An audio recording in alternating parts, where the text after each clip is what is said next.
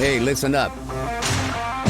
We got another episode of Wise Kracks, featuring the crack man himself, Bill Krackenberger, and our co-host, John Orlando, straight from Las Vegas. Wise Kracks is your ticket inside the world of sports betting, with tips, picks, special guests, and more. Only on WSN.com. Hey everybody, John Orlando here. Welcome back to another week of Wise Kracks, and I've got Mr. Bill Krackenberger via remote from some crazy place. Where are you this week? I can't keep up with you, Bill. I'm in the land of Anacott Steel. If anyone knows what that is. I just watched that movie literally 2 nights ago. Blue Horseshoe loves Anacott Steel. Anacott Steel was in when Larry Wildman, Sir Lawrence Wildman lands in Erie, Pennsylvania for Anacott Steel. That's where I am. Wow. So I've been to Erie. Before we went on air, we're just talking about lines from movies, and you said it and just spontaneously I thought that. So I love it. Yeah, I'm like you. I can watch the same 3 or 4 movies. We have different movies that we watch continuously, I think. For me, it's Rounders. I literally watch Rounders 3 or 4 times a week, to the point where the pint-sized warrior comes downstairs and she's like, "You got to be kidding me. What are you doing? Stop it." I watch Rounders is in my list, by the way. Really? I've watched it 25 times. So well, go ahead. Give me some of your other ones. This is good talk here. So Rounders, Departed, I can watch Departed over and over. Casino, I can watch over and over. Goodfellas, all the gangster movies I can watch over and over. Wow, you're in my Casino and Goodfellas. I can watch over and over. And over. I love, especially Goodfellas, just because I love hearing Ray Liotta say Karen. Right. The way he right. says I just can't, Karen. I just can't. Yeah. It's so good. Yeah, so good. My list consists of Casablanca. I'm a little bit more older, some older movies, and The Godfather. Godfather 1 and 2. Yeah. Fantastic. I can watch them over and over, at least 3-4 times a year.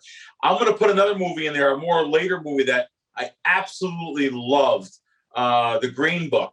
I've been watching that. So good. I've been watching The Green Book over and over. It's in my top 10 movies of all time. Especially that I actually knew Tony Lip. Yeah, so did my dad.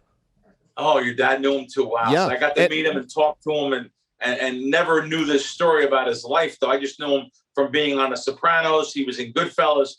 But he played Carmine Lubertazzi in The Sopranos, which was the boss of New York, Johnny Sack's boss, before he died off on the show and died in real life. So to see his real life story come to the big screen, even if I didn't know him, it would still be in one of my top movies. I absolutely love it. So your dad actually knew him, and how did your dad know him? How did you meet him? So my dad's uncle Carmine was the maitre d' at the Copa. Oh wow! Back in the day, and so he used to sneak my dad in when my dad was like 15 and 16 years old. Wow! I don't even know. Did your dad? And for anyone who doesn't know it, John's dad is Tony Orlando. So did your dad start in clubs like the Copa? 100%. Yeah, 100%. Yeah. He was one of the last people to work the Copa. I don't know if he was the last, but he was certainly, one of the, he was definitely doing like the we're going away party type of stuff. Cool stuff. Our guest that I have him live here. We're at a hotel in Erie, Pennsylvania. He actually seen your dad a couple times. He's a fan. Really? I'm here for his birthday. My friend Don Elbaum, legendary boxing promoter, matchmaker. He introduced Don King to boxing. We're going to have him on here live. And I'm here for his birthday. Of course, he never tells anyone his age, but he did say something at dinner last night. He's closer to 100 than 50. So I like that. Which is crazy. And I know the age. I won't say it, but I got a glimpse of him before we started rolling today. And I can't believe he's the age of the number that it is. Yeah. He's sharp as can be. Sharp as a tack, I'll tell you. He should be telling everyone how old he is, because when you look like that, I mean, come on. I feel like there's an endorsement deal there for him, for someone, right? He's looking for an endorsement deal, that's for sure. I'm going to get on it. I'm on it. Okay? All right. So so we have that. We have him here, and I'm here for that. Yeah. It's pretty cool to drive across the country. Now, I was in Atlantic City, so I drove from Atlantic City to here. You drive across all these places. Philadelphia, I stopped at a really cool bakery there, which makes homemade pizzas. I didn't put that video up on Twitter yet, but I will this weekend. And then I also I stopped in a couple other little country spots along the way. Beautiful country winding roads to get here. Some great people, hardworking blue collar towns, Americana to me, driving across from Atlantic City to Erie. And if you kept on driving, I think it was on 80 West before I cut up to 79 North. There's such great, like Pittsburgh. I think of the hardworking towns of not only where let's see, my friend Pat is from a town over there, really blue collar, Youngstown. Matter of fact, it's an old mafia town. A lot of old mob guys there that were there in Youngstown. And then of course you have Steubenville, where Dean Martin was from, and they had a lot of the first casinos in the United States. People don't know this. Were in Steubenville. A lot of the guys that are in Atlantic City and some of the ones that went to Vegas, they started out in Steubenville. So it's kind of, there was casinos there. It was after-hour joints. So wow. Pretty cool. Americana, man. Yeah, I love it. Speaking of things I love, let's talk about the UFC real quick from last weekend. I got it all wrong. All my picks. I think I got one right. I'll start with the main event. Israel Adesanya did beat Marvin Vettori for the second time pretty easily. I mean, he kind of schooled him. And we have the first Mexican-born UFC champion, Brandon Moreno. Beat Davison Figueiredo. And most importantly, the one that's getting all the headlines is Nate Diaz. Didn't win the fight, but I don't know if you saw the fight, Crack, but in the last 2 minutes of that fight, he looked like he might actually knock out Edwards. He put it to him. He just didn't have enough time to finish him. So he won that last round? 100%. Yeah. I mean, he almost knocked him out. He stunned him a couple times. Nate spent a lot of that fight just messing around, like turning his back. I did see the odds on him. I didn't watch the fight, but I seen there was actually in Vegas, he was plus 430. Yeah. Someone asked me at fight time, hey, what's the best odds you see on Nate Diaz? So during the fight, at one point, he was plus 850. In the third or fourth round, and he really did come close to knocking him out, Crack. Like, he really had him rocked. He just couldn't get it done. But that's why. How do you bet these big favorites laying, 6-7 to 1? God, yeah. You're saying all it takes is one knee or one punch or one, just a headbutt or whatever it may be. It can end it. Yeah. And but it wound up being a good fight then. A lot of it was exciting in that last round. Yeah, it was a lot of fun to watch. It reminded everyone of why people love Nate Diaz. You can't ever count him out. And he's fun to watch. He never gives up. Cool. This weekend, U.S. Open from Torrey Pines in San Diego, and there seems to be a lot of action on the old man again. What's going on? Can he do it again? No. No. These sports books shouldn't even have these odds. They have about like 40 to 1. Come on. This was a once in a lifetime thing when Phil Mickelson, won this last major, and he was like 300 to 1, 325 to 1. And it was an unbelievable thing. 50-year-old guy wins a major like this. And it was a really, even the last day he was underdog. He wasn't the favorite the last day. So day 4 when he was ahead a couple strokes. So to see him win that was, I guess, it was fantastic for golf. And everyone loves Phil Mickelson. As you could see, that golf course, and people went crazy. But now you're asking him to. I think the next tournament he didn't make the cut. I mean, now you're asking him to win another major. It's next to impossible. No chance. You give him no chance. No. Come on, Crack. Not even a. No. I give him even though that's his home course and stuff. Torrey Pines, San Diego, beautiful out there. I've been there a couple times. It's absolutely a beautiful course. The inn there is fantastic. I've stayed there. The lodge. Oh, what a great place. Beautiful part of the country. The place will be packed. Okay, but wait a minute here. You're the king of saying any given Sunday. What happened to that? No? Yeah, that's NFL. It doesn't apply to golf? All right. You know what? I guess it does apply to golf because this guy proved that anyone could. If you have 300 to 1 shot to win a golf tournament, especially a major, then I guess anything can happen. So I just think that the sports book should be offering more. I've seen 60 to 1 was like the highest I've seen. I think that it's just a price gouge. You understand these futures anyway are bad prices to begin with. It's a 30, 40, 50% hold. So now people are betting just off the name of Phil Mickelson winning that last one. It's just it's really just a cash grab for the sports books. All right. Yeah, I would love to be embarrassed and be able to say, I actually hope he does win now. This way I can say, look at this. But right. Is there anyone that does stick out at you? I got to tell you, I'm looking at these golfers. I'm looking at these odds, and they're so low. I'm going to go on real quick and look at Circa's lines. Circa Las Vegas, which actually is the lowest hold in the industry for golf. They only hold about 20%. I think actually it's 19%. They held 10% on the Masters. I think it's only 19% odds to win. So here we go.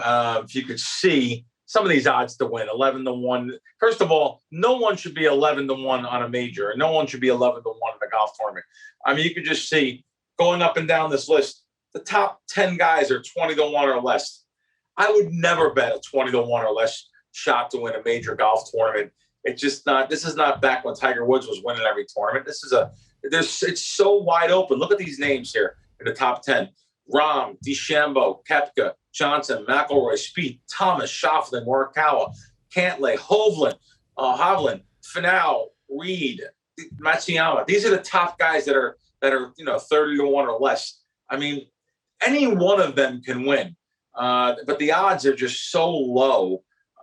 A buddy of mine just called me about Morikawa. He liked Morikawa, but I told him the best odds I see is 26-1. He said that's too low. So it's interesting, but it's fun to watch. I love watching golf.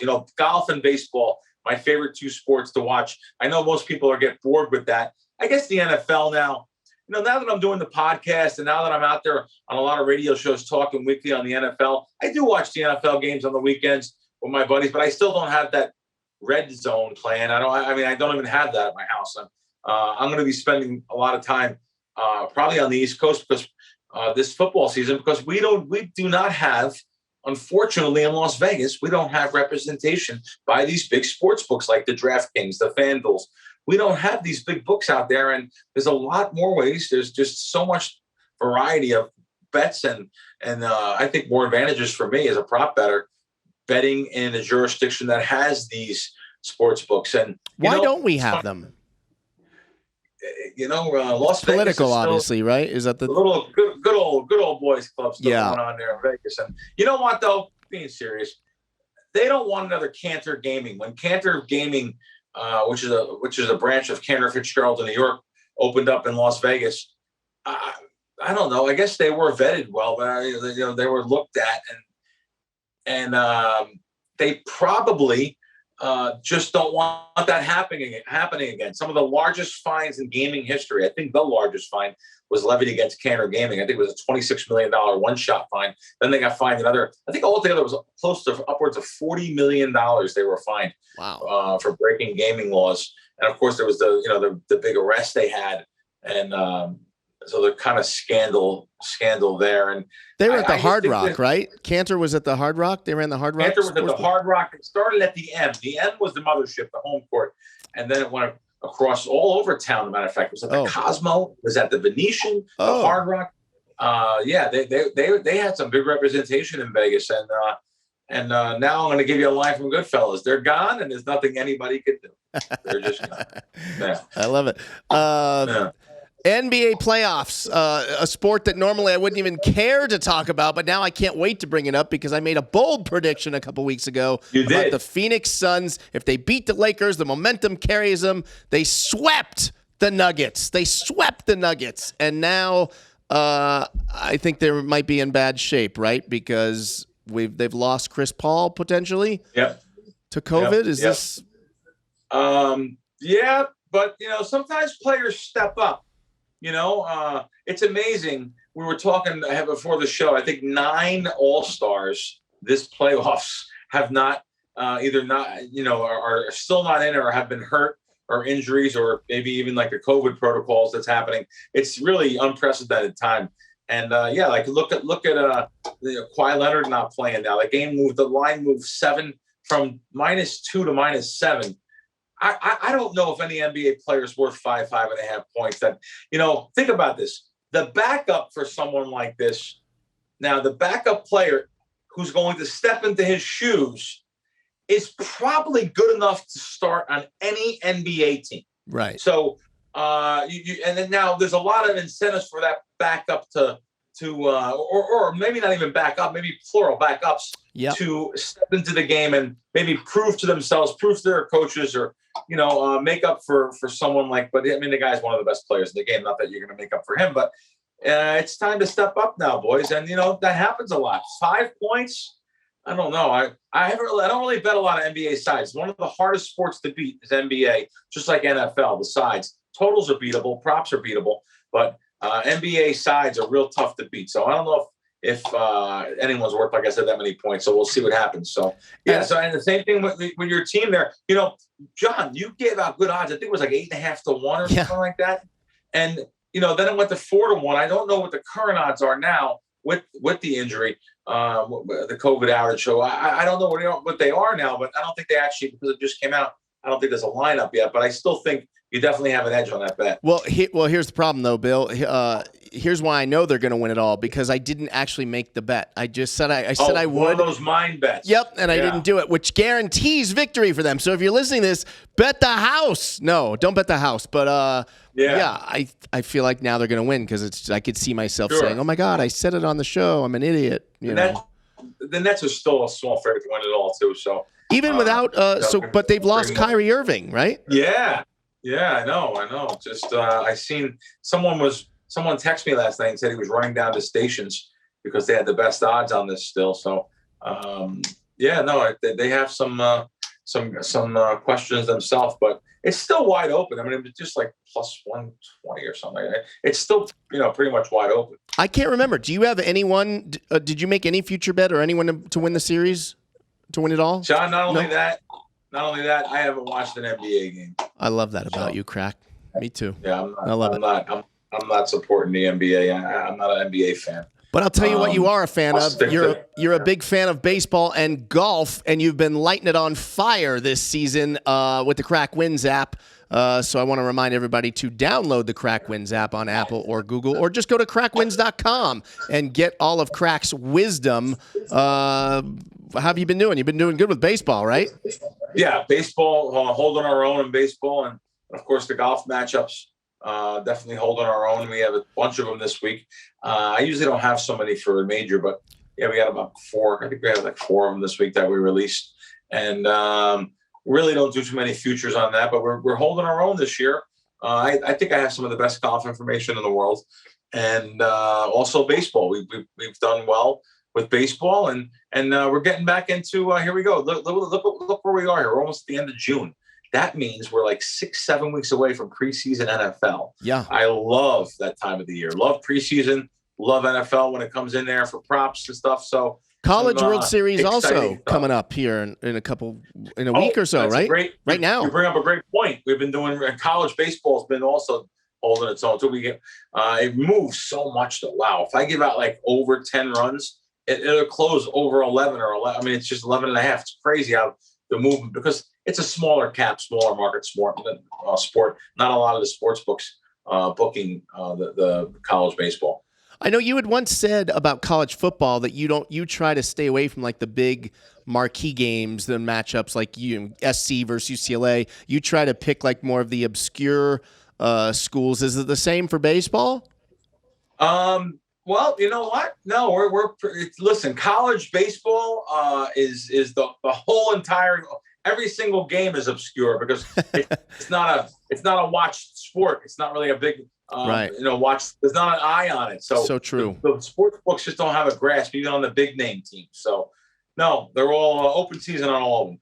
All right, very good. And then, of course, after you download the Crack Wins app, you should head on over to WSN.com for all of the latest sign-up bonuses. There's some great promos on there for FanDuel and DraftKings. Have you seen those? Like, I think $500 promos? I'm actually on there right now. Not only the bonuses are unbelievable, but even before we got on air, didn't I tell you? I said, I can't believe the articles they have here. I like following the in-depth states. I want to know where we are as a country. We have like 30 states that have the legalization of gambling. Sports betting has passed in their states. So now I noticed also they're talking about the Bible Belt area, the North Carolina, South Carolina. There's articles on North Carolina, Florida also. It's a really a complicated situation down there in Florida.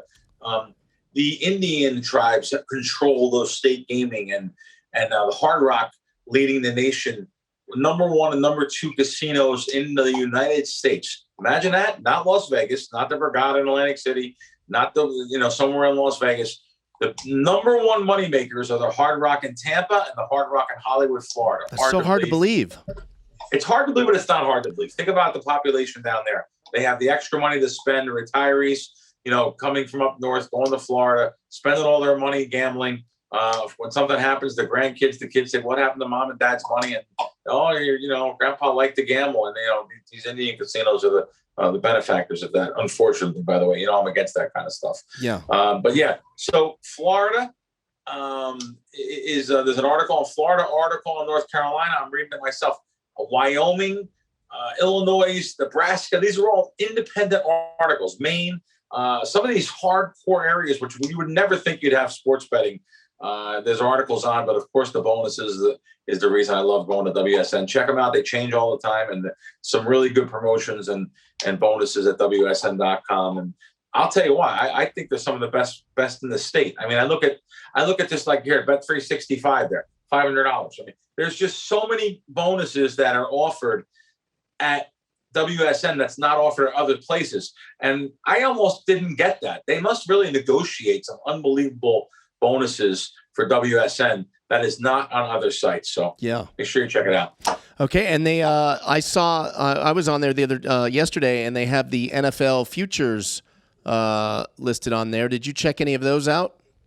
I did, but I really haven't released nothing yet. I haven't really bet nothing yet. There's certain sportsbook like in New Jersey at FanDuel. I seen the odds, which has dropped down to 16-1. But who will have the best record in the NFL? And the Cleveland Browns actually have a decent schedule for them to have the best record at 16-1. So I think it's pretty good odds. It's a difficult bet. The best record, you always think of the marquee teams, the Kansas City Chiefs, now of course the Tampa Bay Buccaneers. You think of these marquee teams, and they probably will win it, but that's the reason why I'm getting 16-1 and hoping a team like the Browns will step up. I'm only an hour and a half away from there. Maybe that's a good sign. I'm gonna tell you who the NFC champion is gonna be. I'm gonna tell you right now. What's today's date? We're June 16th? 16th. June 16th.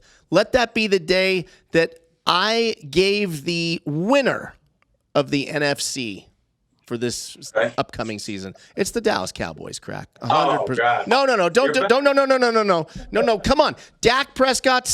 Listen, you've been around long enough to know the Cinderella story is what always comes true, right? He breaks his ankle, he comes back, he signs the big contract, and he will lead them to the promised land. Book it. I got to say, John, I got to tell you, I might be rooting for that just for him. Okay, I'll take it. But didn't he get a big contract off? I think he got a ridiculous contract. I think he's the second highest paid player besides Mahomes, I think. I think I read like 47 million guaranteed. Yeah, so off of an injury, off of a broken ankle. They don't even know if he can pivot. I don't feel as bad for him as I did back then. I tell you, when he got carried off on a stretcher. Oh, man, that was gut-wrenching. A human being would have had a tear in their eye for this guy. Yeah. Getting carried off, waving up to the sky. It was just, oh, God, it was just so. Especially since he hadn't negotiated the new contract.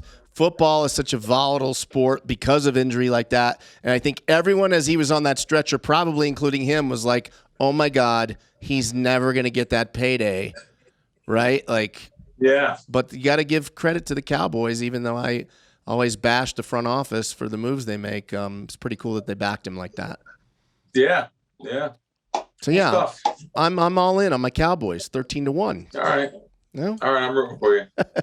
All right, and what about the AFC? Am I crazy that I want to bet the Chiefs because I'm just Mahomes all the way? Yeah, I mean, no value. Rebound after last year, they probably, even though they made it to the Super Bowl, they probably want to rebound after that disappointing performance in the Super Bowl. You remember the year before, it really wasn't a overwhelming performance until the fourth quarter for Mahomes. So, yeah, we'll see what happens. It should be fun. And do you have Talking any? NFL. I know. I love it. I love it. Great sports betting. You can do this stuff in June. Yeah. Did you happen to catch yesterday? Derek Carr from the Raiders was saying if he ever got traded, he would probably just retire. He's a Raider for life. Did you hear him say that? I didn't see that. Well, I know he bought a beautiful house in Las Vegas, right by Coach Gruden. I know that. And Raiders I did not see that. Raiders are 33-1 to win the AFC. Any shot? None. I'm sorry. My friend Teddy Atlas might get mad at me. His son is the scouting coordinator. Oh boy. But well, Crack, you've got an incredible guest, surprise guest this week. You wanna bring him on?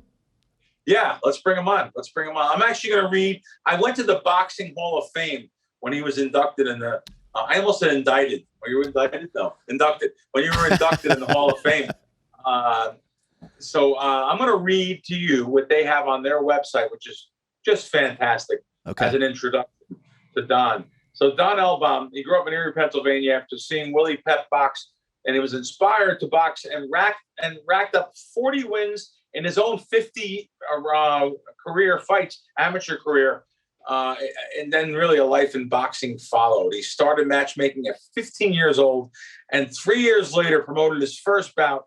He also engaged in 10 pro bouts himself. He was 6-3-1, often stepping in for no-show fighters on the card he promoted. Wow. I mean, just think about that. Armed with an eye for talent in over 6 decades. Over 6 decades in the boxing world that he served as a matchmaker and promoter for over 10,000 fights and promoted over 100 cards. I mean, this is amazing, including 196 over a 5-year period at the Trop in Atlantic City. It's funny. I actually have been to some of those fights. They were Tuesday night at the Trop. I didn't know Don back then, but he was the guy. He was living in the hotel there, and he was the guy that was, responsible for those fights. So, listen, among the fighters he has advised, matched, or promoted include the great Ernie Shavers, Simon Brown, Tony Tubbs, Maurice Blocker, David Telesco. Hall of Famers. How about these guys that he's been involved with? Muhammad Ali, Sonny Liston, Floyd Patterson, Willie Pep, Aaron Pryor, Roberto Duran, Sugar Ray Robinson. I mean, just think of these guys that I just said, the who's who of the boxing world. But Don's like a master of hype, and he's a very colorful character in the business, and his the skills he has to promote some of these fights that he's done. Like I said, stepping in for some guys that didn't show up. I'm going to let him explain a little bit about that. How about this? He's promoted some things that you might consider crazy, like the world's worst boxer, where the loser has to retire.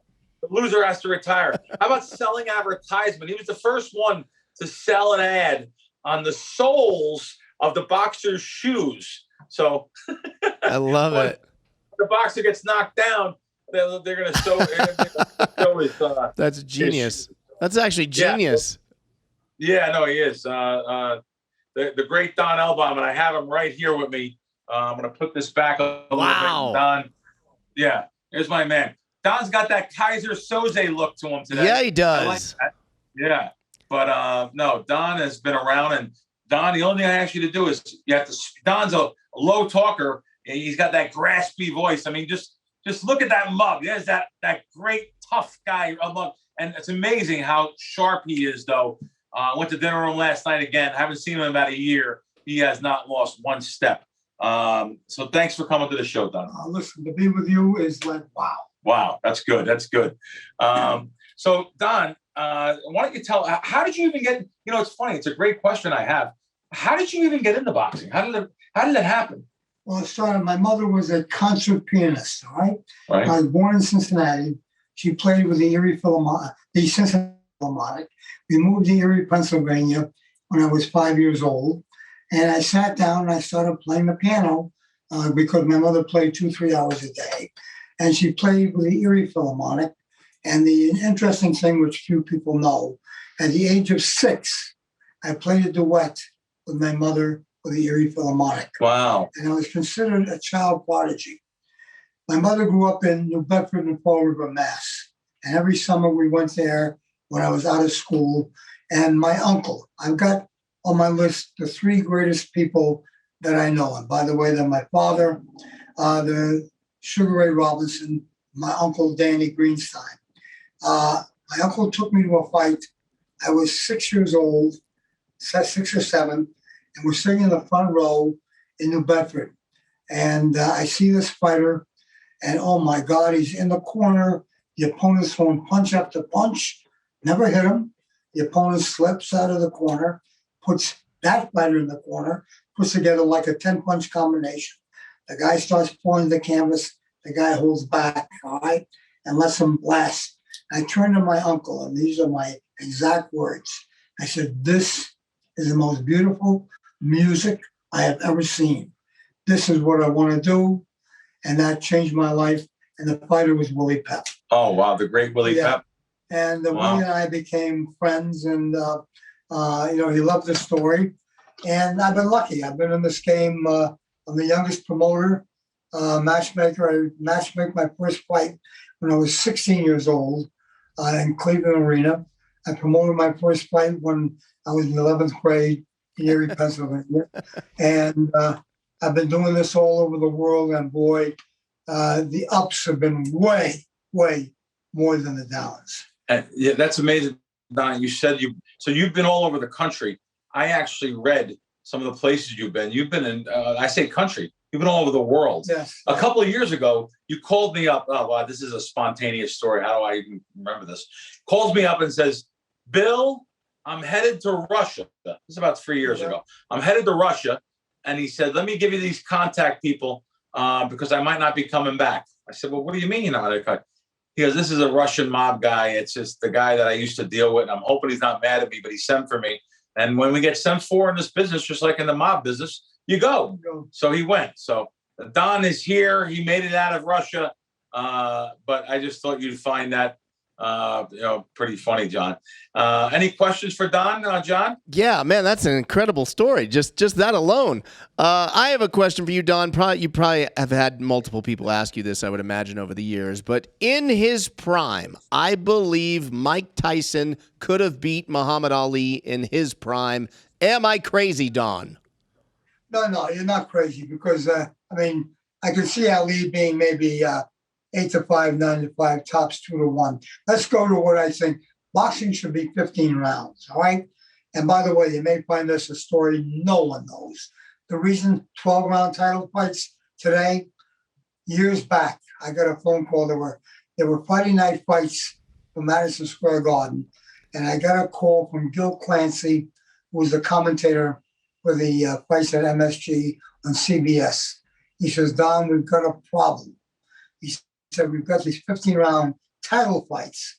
And what happens is that go the distance, they go past 11 o'clock, and they're killing sponsorship for the next hours. And we have to knock it down to 12 rounds." I said, "You can't." I said, "Gil, you can't. Boxing title fights are 15. Anyway, because of the time and because CBS would knock off boxing if they didn't knock it down, and that's where 12-round title fights started.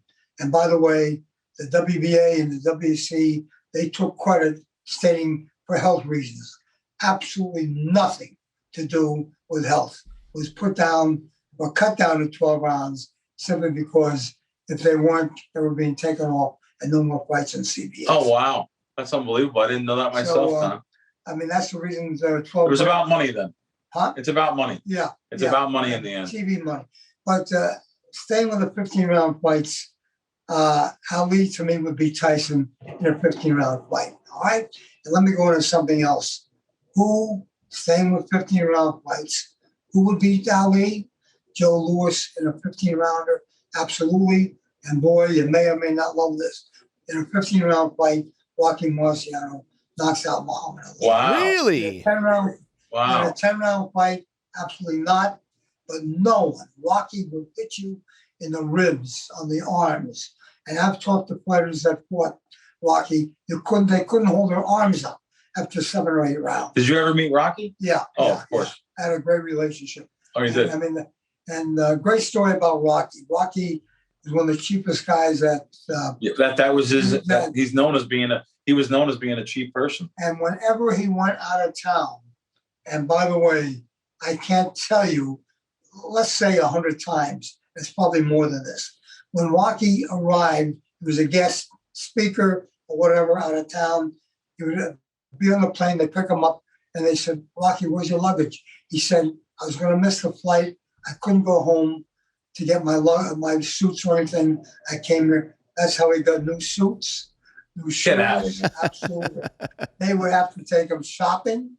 And when I tell you, every city he went to, every city, he had a closet full of clothes like you can't. I've been out of his house. All right. And, that's how he got his. And did I hear this? Did I hear the reason why he died? Maybe because he was cheap. Yeah. He took this flight. It was a free flight. A free flight. Yeah. That he could take to save money to fly to a place. And I forgot where he was going. For some reason, that thing balled. But someone gave him a free flight, and unfortunately, John, that plane went down. Oh, wow. Yeah. Wow, good stories. Yeah. I should have known you were with these Rocky Marciano. I mean, the great Joe Louis you mentioned was at your house with your parents, right? Joe Louis was my idol, right? And he went into wrestling.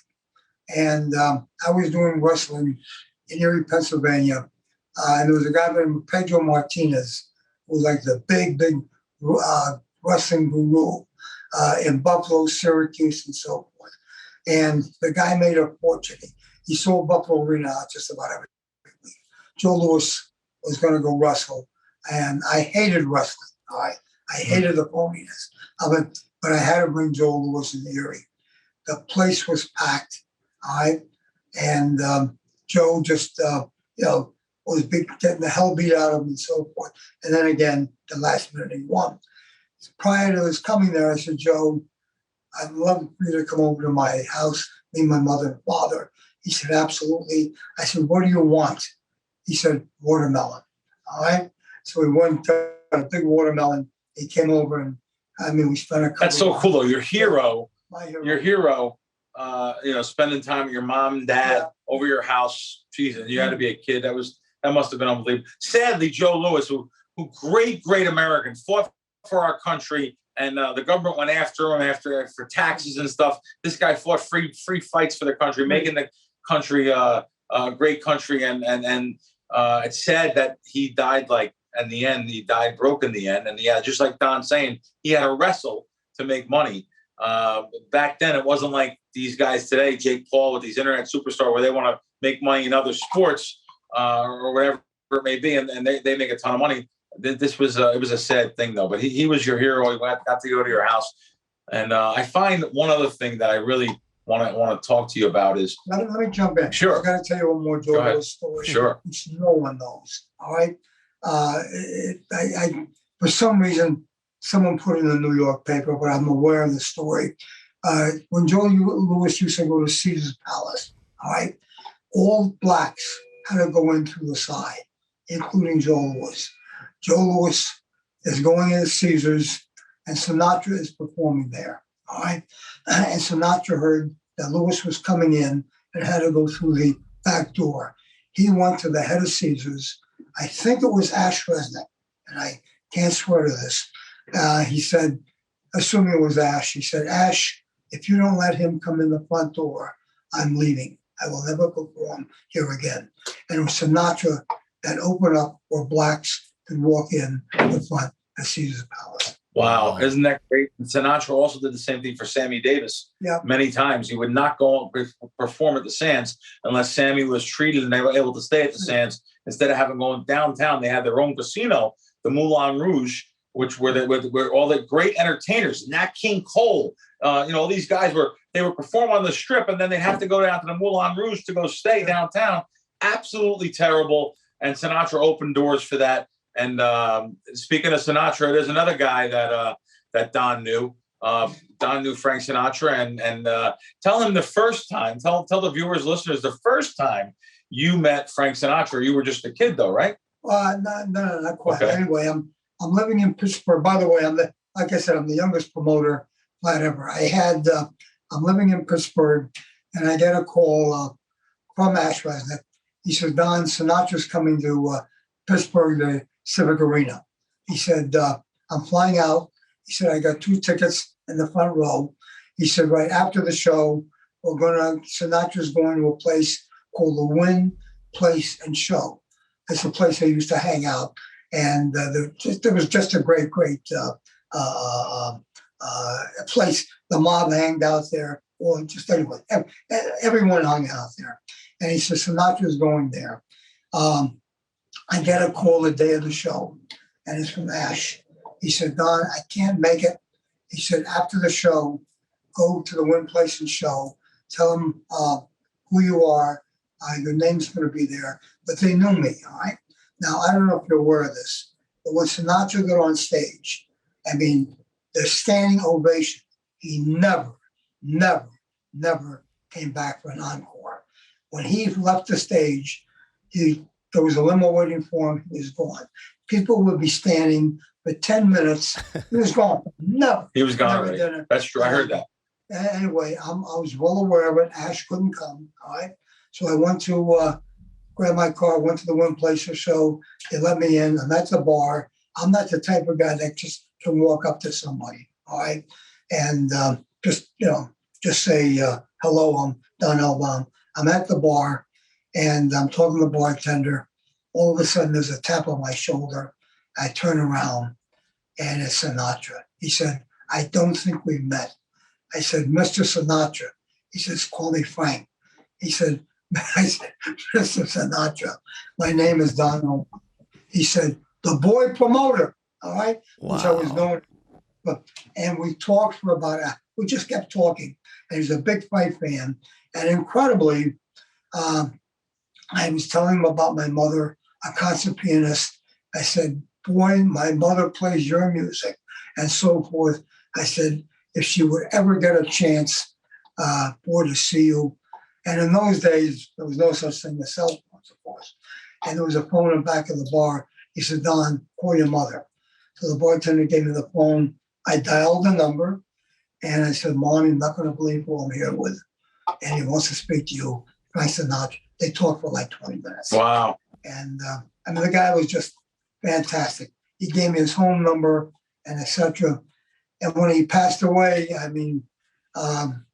didn't go to his funeral, but I was very good friends with his wife, Barbara, his last wife. And we stayed in contact for some time. Oh, wow. Anyway, nice. The guy was great. Oh, no, you got a great history, Don. I'm reading right here, just to give you this is just some of the countries that Don has been in. Sweden, Jamaica, Hungary, Canada, Philippines, Ireland, France, Dominican Republic, Italy, Puerto Rico, and Russia. These are the ones that he just had fights in. And he also, of course, the legendary Blue Horizon in Philadelphia, one of the toughest places. I've been there many times with Don. He ran the fights there. It was just really cool, great stuff. But I want to go back into this thing here, Don. One of the best fighters that you always hear. If you ask people who's the greatest fighter of all time, I'm going to say 7 out of 10 will say Sugar Ray Robinson. 9 out of 10. Really? 9 out of 10. Well, unbelievably, John and everyone out there, Don actually, the last 3 fights that Sugar Ray Robinson had, am I right to say you actually put them on? Yeah. Right? Yeah. I met Robinson when I was 13 years old at Stillman's Gym in New York, which was the gym of all the world then, all right? And I walked up to him, all right? And I said, excuse me, Mr. Robinson, and my name is Don Elbaum. And I was actually writing for Ring Magazine covering the fights. At 13? At 13. Unbelievable. My dad took me to the fights in Pittsburgh, Buffalo, and Cleveland, and I used to write the tri-state area. And I went up and I said, Mr. Robinson, my name is Don Elbaum. And I started talking to him about his fighting. He said, how old are you? I said, 13. And he said, and you know this much about me? And we talked. He stopped jumping rope. No one jumped rope like he did. And we talked for a half hour, and he gave me his phone number. And I stayed in contact with him forever. I get a phone call, and it's from Ray. And boy, I got to go back what year it was, but back in the 50s. And that was Robinson. And he said, Don, he said, I want one more crack at the middleweight title. Who do you think I can beat that would earn me that fight? I said, Joey Archer. I said, he can't punch. Don, yeah, thank you so much for sharing all these stories. We unfortunately are out of time, but we could sit with you for 5-6 hours at a clip. Oh, I got no so much problem. more stuff down with him. He's got to come on for the IRA stories. Yeah, we need him here in Vegas. Can we get him out to Vegas? Yeah, he's been out to Vegas so many times. So. Listen, bring me out there. Okay. Just put me up there for a year. All right. A year. Done. Yes. Well, thank you so much, Crack. Cool. Crack, this was really this was a fun one. Thank you so much. Good show, guys. And next week we've got a great guest. I'm not going to say his name, but we've got Major League Baseball royalty Hall of Famer. And I'm going to leave you on a cliffhanger. But thanks for watching, and we'll see you guys next week on Wise Kracks.